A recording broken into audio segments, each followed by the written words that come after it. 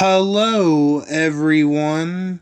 This is the most intelligent and magnificent bird, Beak, speaking to you today.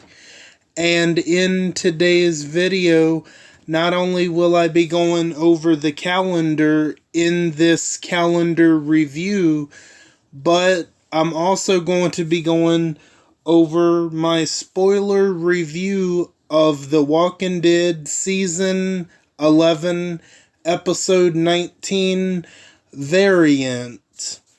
And I definitely got some things to talk about, some interesting things to talk about with that episode, but don't worry, for those that don't want to hear any spoilers, you're gonna absolutely be safe from that. And for those that want to stick around, oh boy, do I have some interesting things to talk about. I do, but we'll get there when we get there. But first, we're going to go over the calendar. And before we get started, I hope all of you are doing good and staying, excuse me. I hope all of you are doing good and staying safe out there. I'm doing good, and I'm staying safe for the most part. And I don't think we should waste any more time. I think we should go ahead and jump into the calendar, shall we? First up on the agenda is a faction level up tournament that will be starting tomorrow on Monday, October 17th. And that's going to be until Thursday, October 20th. Then we have a solo raid tournament that's also going to be starting on Monday, October 12th. Not the 12th, October 17th, excuse me. The 17th of October. And that's going to be until October the 18th on Tuesday. Then we have a faction survival road tournament that's going to be starting on Tuesday, October 18th. And that's going to be until Wednesday, October 19th. Then we have another solo raid tournament that will be starting up on Wednesday, October 19th, and that's going to be until Friday, October 21st. Then we have a solo level up tournament that will be starting on Thursday, October 20th, and that's going to be until Sunday, October 23rd. And we still have the continuation of the Skybound 2 Mythic Trials until November the 3rd. Then we have the continuation of the Mythic Battle Pass Season 16. And that's going to be going on for about another week until October 27th. And to close out the week, we have Cross Region War. That's going to be starting on Friday, October 21st, and that will be until Sunday, October 23rd.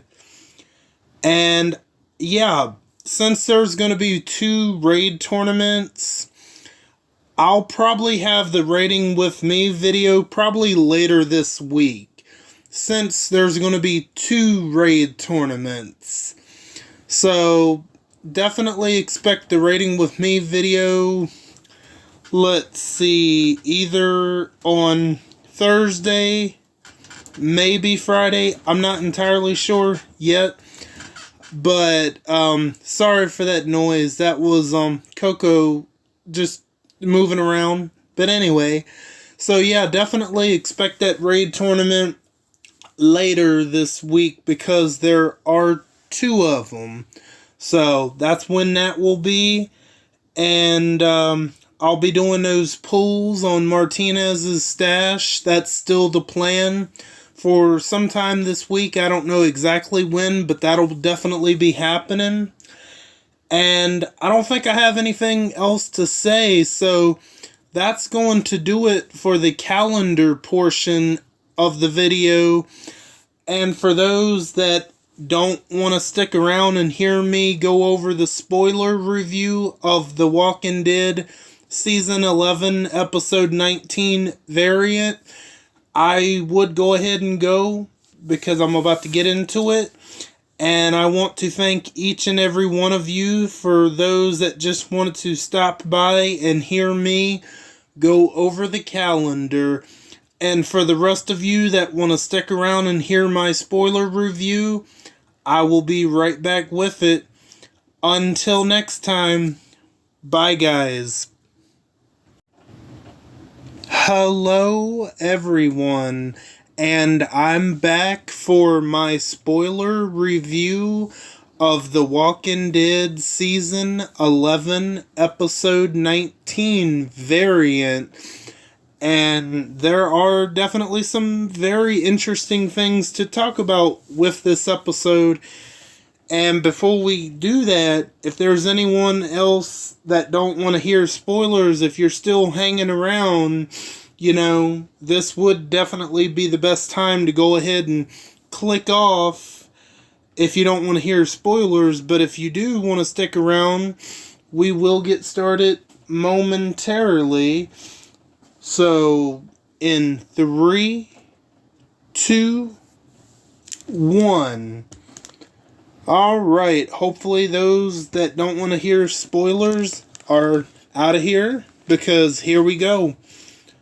Here is my spoiler review of The Walking Dead Episode 19 of Season 11 variant. So the episode starts with another Judith voiceover, and one thing I have forgotten to mention, and I'm going to go ahead and mention it now. Episode 17, like I said, started with a Judith voiceover, and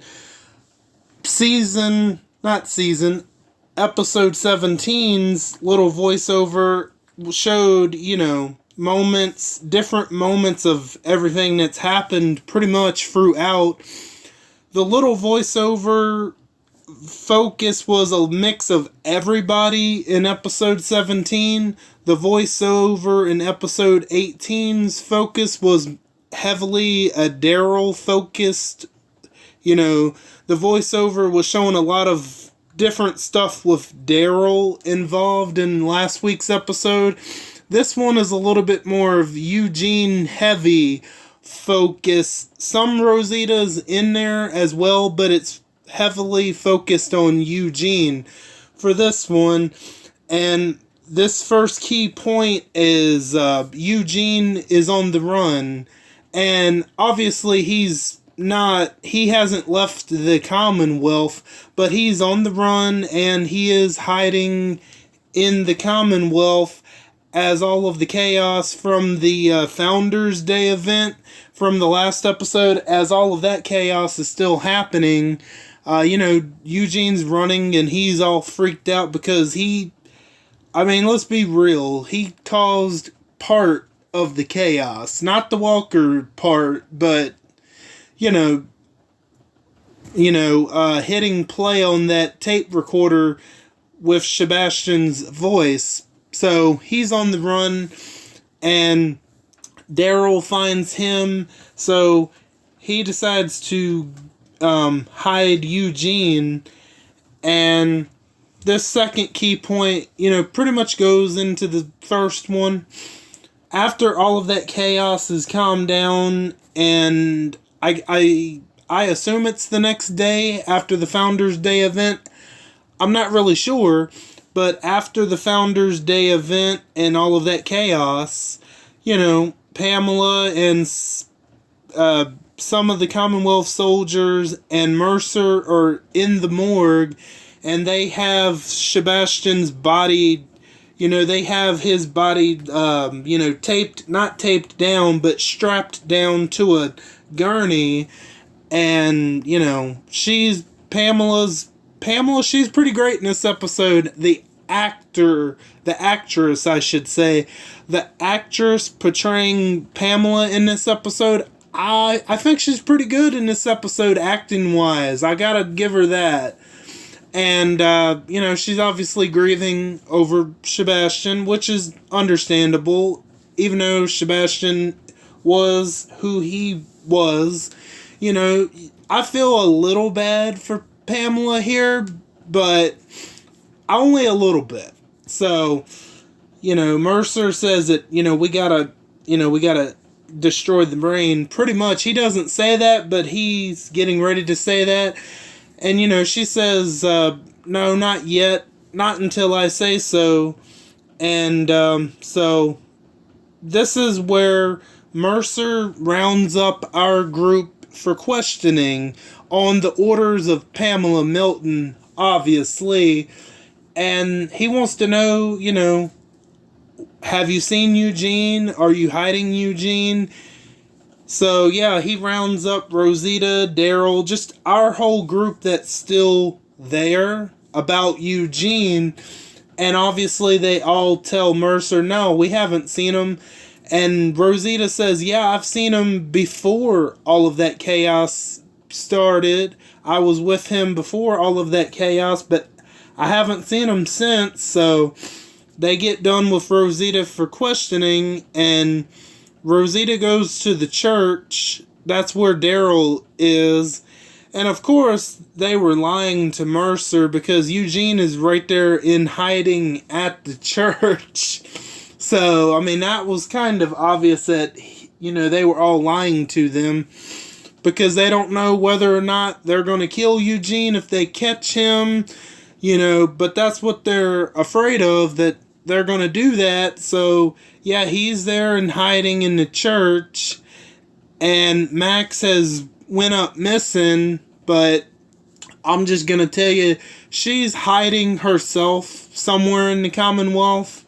That's, that gets resolved pretty quickly because we see her later, trying to, find Eugene, but, later on, Max, aka Stephanie, she ends up getting seen, or somebody snitched on her or something. We're not entirely sure on that yet, but she gets spotted, and, they arrest her pretty much for questioning.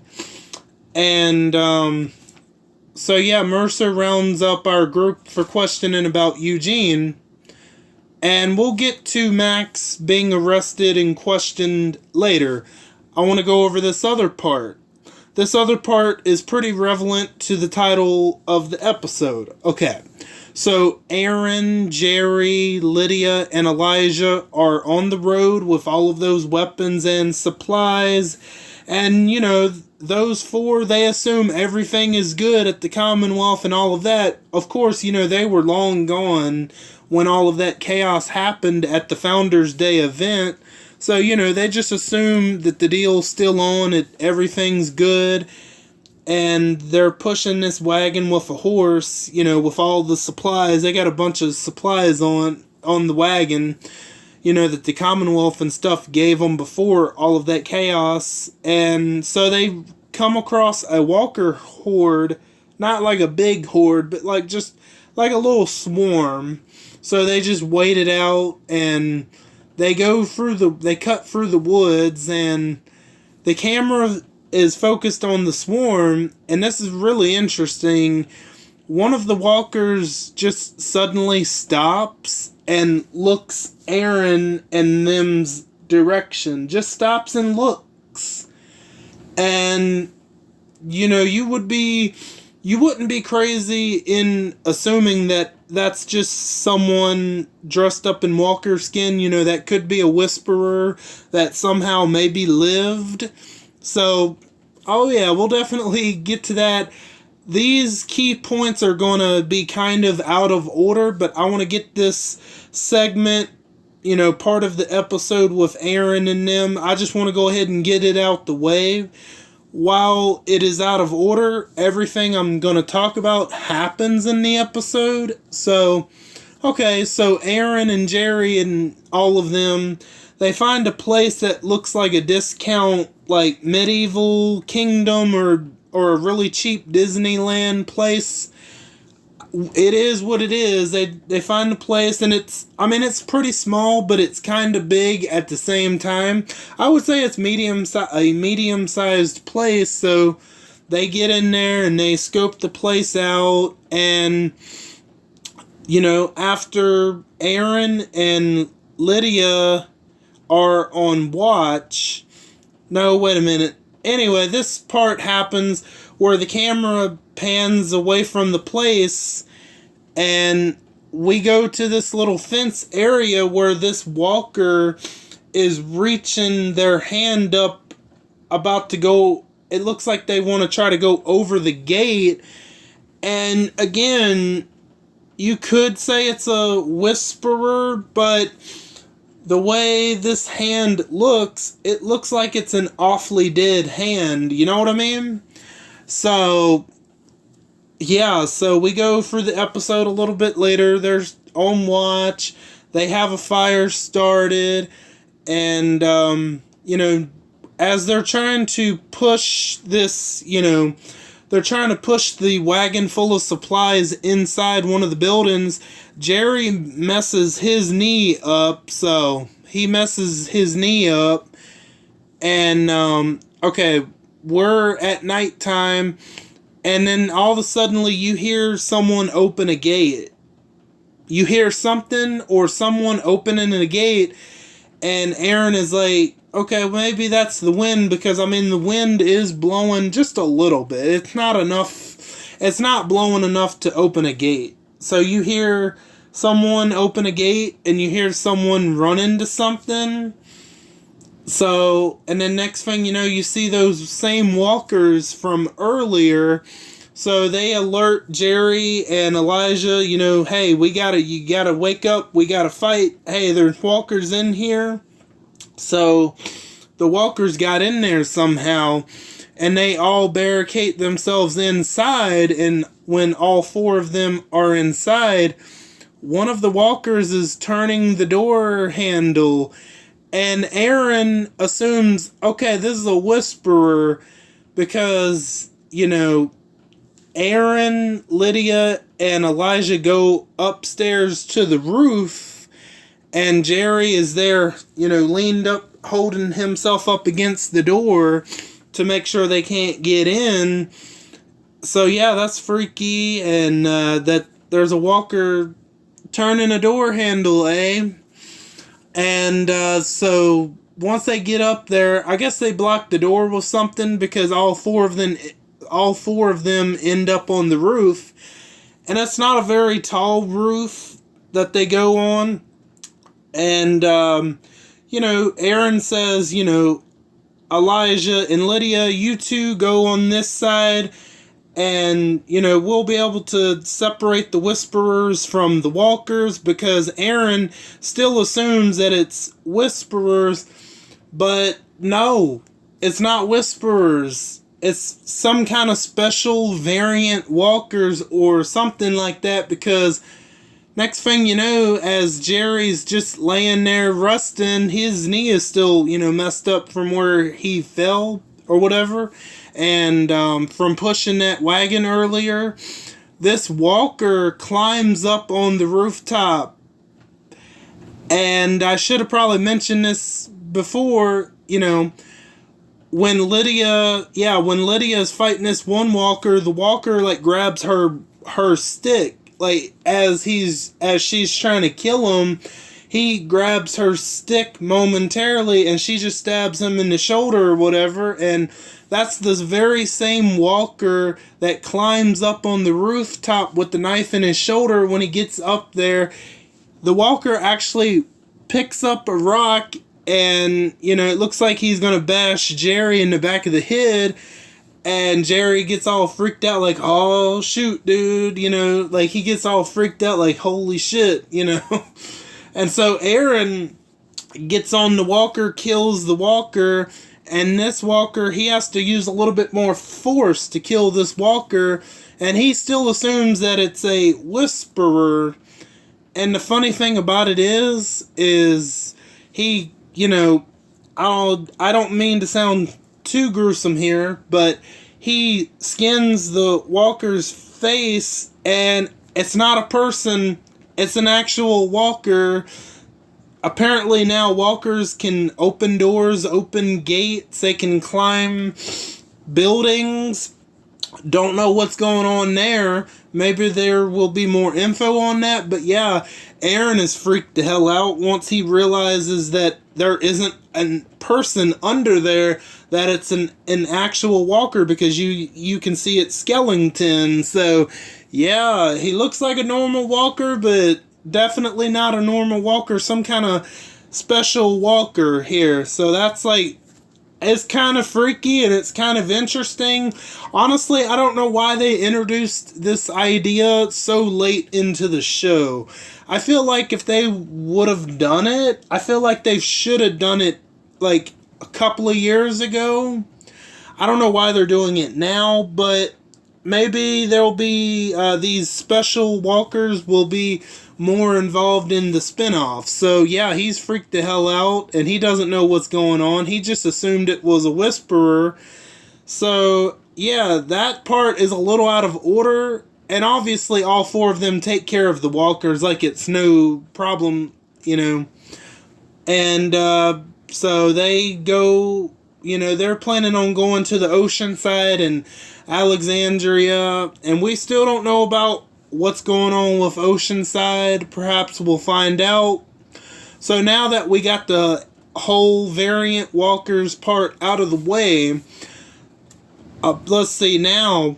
Pamela goes to see Lance Hornsby, and they don't have him in a regular jail cell.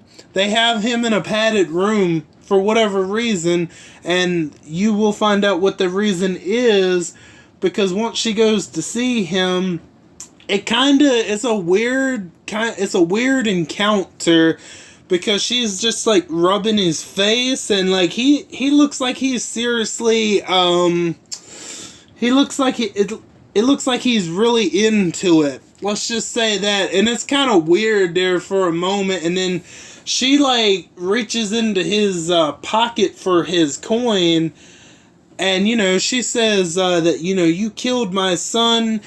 And I'm just gonna assume that she knew about Sebastian's little side project of all of those people disappearing.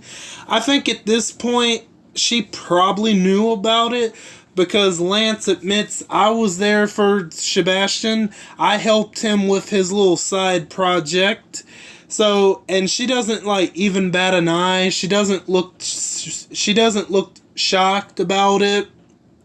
So I'm just going to assume that she knew about that little side project, as Lance calls it. Now back to Pamela getting Lance's coin, and she puts the coin in one of her hands. You know, she's like, if you pick the right hand, you know, if you win, you get to live. If not, well, you're going to die. And lucky for lucky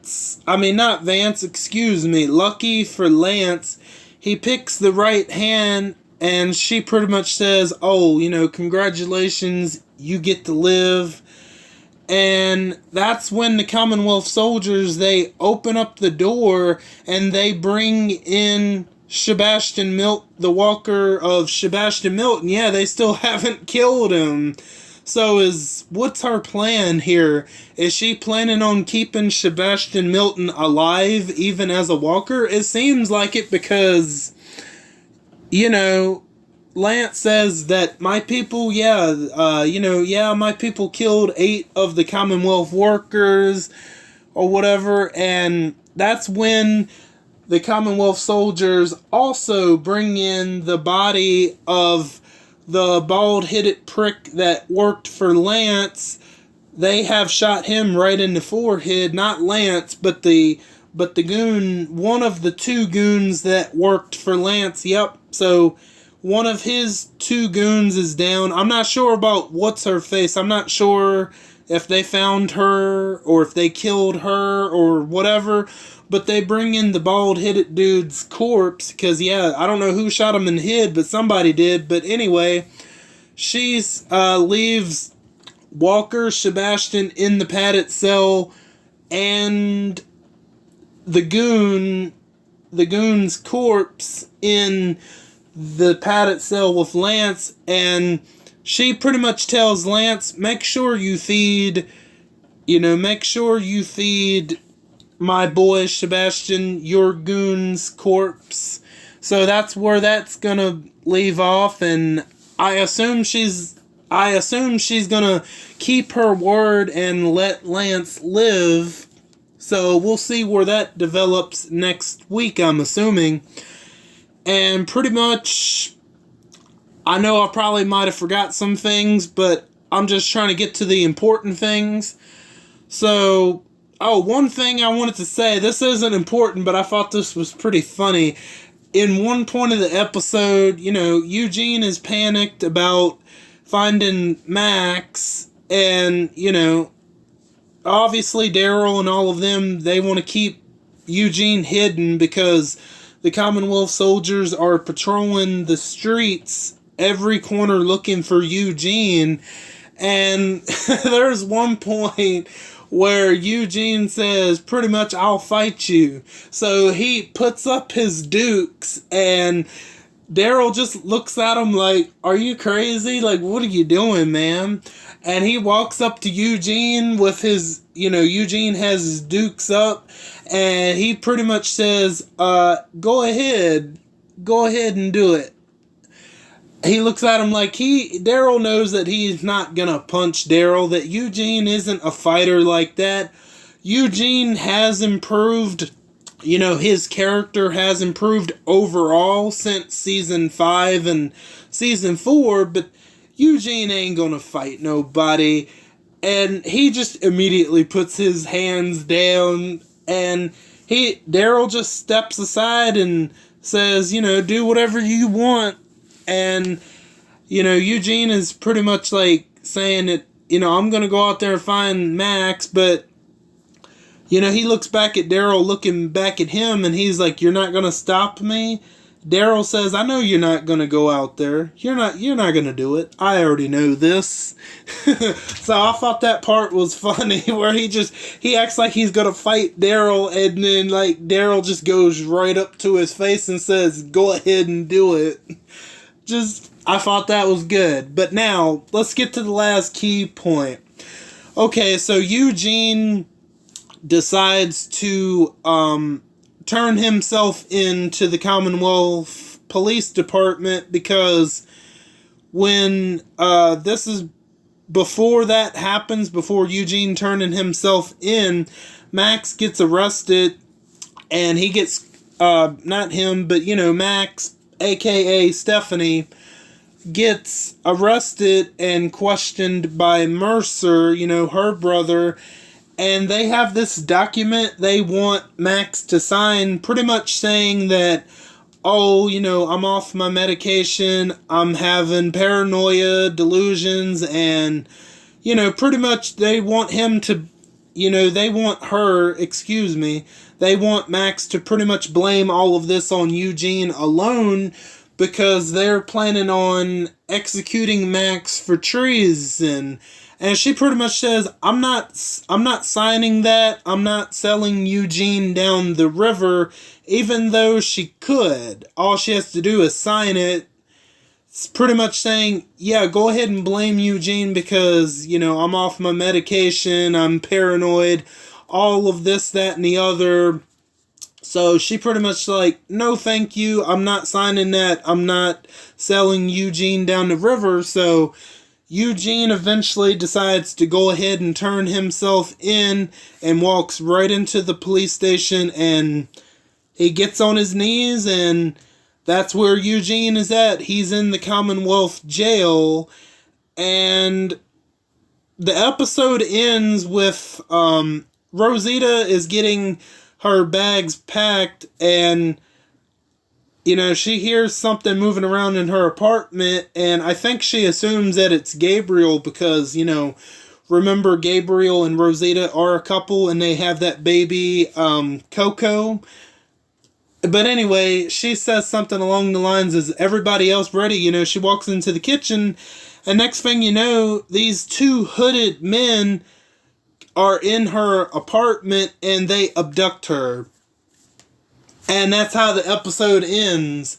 So I don't know what the hell is up with that. You have two hooded men that just snuck into her apartment, and she fought them off for like a quick second before before the numbers overwhelmed her, and they put a hood over her head, and yep, they abducted her. And yeah, that's pretty much all I got for this episode. So I wonder who's behind that. My prediction is it's possibly Lance or Pamela that's behind that, with Rosita getting abducted. And I'm just going to assume that our group, they probably are going to get abducted too. For what purpose? We don't know. I'm very intrigued, not only about these special variant walkers, but, it seems like Pamela kept her word and let Lance survive. I'm not sure how he got untied. I don't know. I'm sure we'll find out the next episode. Man, we got 4 episodes left, and I'm very excited and kind of sad too, but I'm not going to get too sad because we got the spin-offs coming next year, so it's going to be good. I mean, it's going to be fine. I kind of wish they would have went on and made a 12th season, but you know what? I'm still going to watch the spin-offs, and I'm very interested to see what is this abduction about. Is it only Rosita? Is it all of our people? And Pamela has hired these 2 goons? Or is Lance behind this? I don't know, but I'm very excited to get back into it, and I don't think I have anything else left to add to this spoiler review, so I do believe that's going to be it. I want to thank each and every one of you for stopping by and for your continued support, or if you're new, welcome in for the first time. All of you are very awesome, and I thank you again. And don't forget to hit the bell and switch on all notifications so you know the second I upload to YouTube. I am Beak, and I'm gonna go fly away back to my nest. Until next time, bye guys.